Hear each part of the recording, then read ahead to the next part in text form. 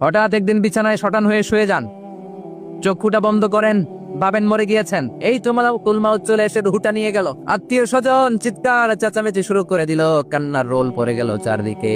মাইকের মধ্য দিয়ে, মসজিদের মাইকে অ্যানাউন্স হয়, অমুক এলাকার নিবাসী অমুক ভাই আমাদের মধ্যে দুনিয়ায় নাই, তার জানাজা হবে আজকে এশার নামাজের পর। সবাই এসে রুহের মাগফিরাত করেন। সবাই আপনারে দেখতে আসবে, কেঁদে কেঁদে লোকজন আপনারে কবর দিতে আসবে। চিল্লায় বলেন ঠিক না?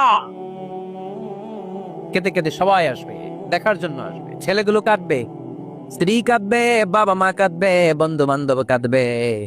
আর ঘরের মধ্যে রাখা হবে না। এবার আপনাকে গোসল দেওয়ার পালা। আপনাকে গোসল দেওয়া হবে, জামাগুলো খোলা হবে। এত টাকা দিয়ে যে দামি গোসলখানা টাইলস লাগিয়ে ঘরে বানালেন, আপনার শেষ গোসলটা কি ওই দামি গোসলখানায় হবে? লাশ যেখানে ধোয়া হয় ওই জায়গায় ধোয়া হবে। আপনাকে কাফন পরানো হবে। আপনার কলিজার টুকরা ছোট বাচ্চাটারে বলা হবে, আব্বু দেখে যাও তোমার বাবারে শেষবারের মতো দেখো। আপনার বাবা মা শেষবারের মতো একটা নজর দিয়ে আপনার চেহারাটা দেখে নিবে। বন্ধু বান্ধবরা শেষবারের মতো একবার আপনারে দেখে নিবে। জানাজার জায়গায় নেওয়া হবে। হবে না এই ঘটনাটা আমাদের? হ্যাঁ, হবে কি না? হাজার হাজার মানুষ শেষ বিদায় দেওয়ার জন্য আসবে। চারটা তাকবীর দিয়ে ইমাম নামাজ শুরু করবে। আল্লাহু আকবার, আল্লাহু আকবার, আল্লাহু আকবার, আল্লাহু আকবার বলে নামাজ শুরু করবে। নামাজ শেষ। এবার পালকিতে করে কবরে যাওয়ার পালা। আহা, যেতেই হবে, যেতেই হবে। পালকিতে করে লোকজন নিতে শুরু করবে। কবরস্থানের ওই জায়গায় যেখানে মানুষ বছরে মানুষ না মরলে যায় না, ওই গহীন নিঝুম কবরস্থানে ঢুকানো হবে।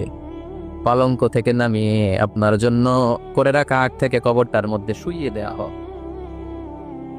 উপরে বাঁশ দিয়ে ছাউনি। শেষবারের মতো সবাই দেখে বাঁশের ছাউনির উপরে মাটি চাপা দিবে। ঠিক কিনা? চলে যাবে সবাই, কেউ নাই, অন্ধকার,